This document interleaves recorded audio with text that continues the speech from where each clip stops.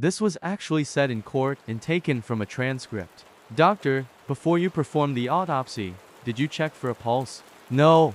Did you check for blood pressure? No. Did you check for breathing? No. So, then it is possible that the patient was alive when you began the autopsy? No. How can you be so sure, doctor? Because his brain was sitting on my desk in a jar. But could the patient have still been alive nevertheless? Yes, it is possible that he could have been alive and practicing law somewhere.